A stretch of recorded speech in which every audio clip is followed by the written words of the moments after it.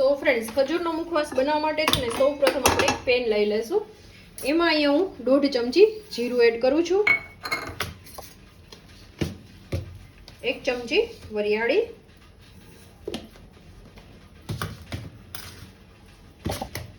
અને 5 ચમચી અજમા. અને હવે આપણે એને સરસ રીતે લો ફ્લેમ ઉપર આપણે એને શેકી લેવાની છે કે એની સુગંધ આવવા લાગશે ત્યાં સુધી આપણે શેકી લઈશું. પણ કન્ટિન્યુઅસ એને ચલાવતા રહેવાનું, બળે નહીં એ વાતનું ખાસ ધ્યાન રાખવાનું. તો જો ફ્રેન્ડ્સ, એકદમ સરસ રીતે ફૂટવાનો પણ અવાજ આવી રહ્યો છે. તો એકદમ સરસ આપણા જે વરિયાળી, જીરું અને અજવાઈ છે એ શેકાઈ ગયા છે. હવે ગેસ ઓફ કરીને આને છે ને આપણે રો ટેમ્પરેચર પર આવવા દેશું. અને અહીંયા છે ને મેં ફ્રેન્ડ્સ ખજૂર લઈ લીધો છે, કે જે ખજૂર છે ને મેં ઠળિયા વગરનો લીધો છે. તમે છે ને ઠળિયાવાળો ખજૂર હોય તો ઠળિયાના છે ને કાઢી નાખવાના છે.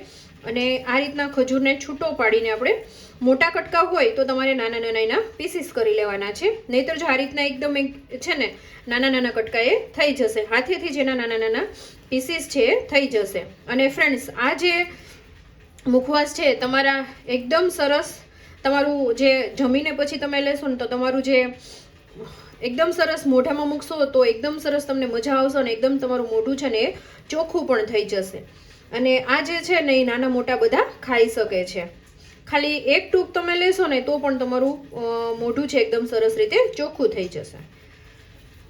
તો આ રીતના છે ને મેં જુઓ, તમે જોઈ શકો છો કે નાના નાના આ રીતના એક એક પેસી મેં કરી લીધી છે. જુઓ, પેસીમાંથી નાના નાના આ રીતના પીસીસ કરી લીધા છે. તો એકદમ સરસ રીતે આપણો ખજૂર છે થઈ ગયો છે.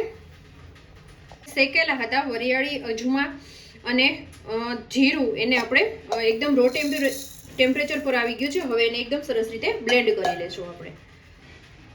હવે આપણે મસાલા એડ કરી દઈશું. તો એમાં જે આપણે પીસેલો જે ધાણા અને વરિયાળીનું હતું, અજમા, એ આપણે એડ કરી દઈશું.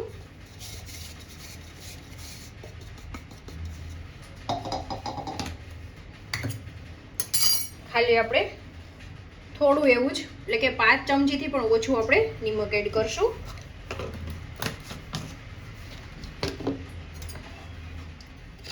ચમચી આપણે સંચળ પાવડર એડ કરશું.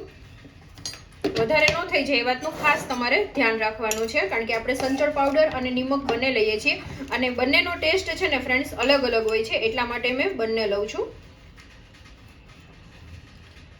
5 ચમચી ચાટ મસાલો અને અડધી ચમચી લાલ મરચું પાવડર. તમારું મરચાની તીખાશ કેવી છે એના ઉપર તમે પ્લસ માઇનસ કરી શકો છો ફ્રેન્ડ્સ.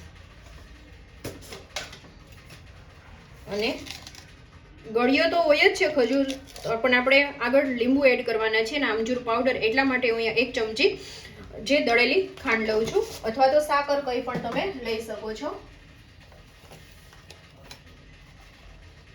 અને ખાલી ચપટી જેટલી જ આપણે હિંગ એડ કરશું, અને ખાલી થોડો એવો આમચૂર પાવડર, અને આપણે નાનું એવું અને અડધું લીંબુ આપણે એડ કરી દઈશું.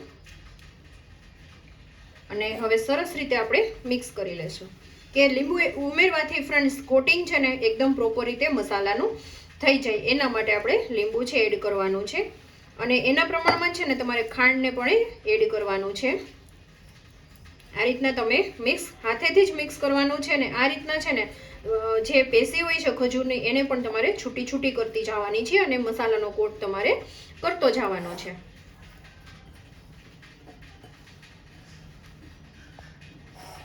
તો જો ફ્રેન્ડ્સ, એકદમ સરસ આપણો ખજૂર છે ને થઈ ગયો છે ને એકદમ છૂટો છૂટો, અને એકદમ સરસ મસાલાનો કોટ પણ થઈ ગયો છે.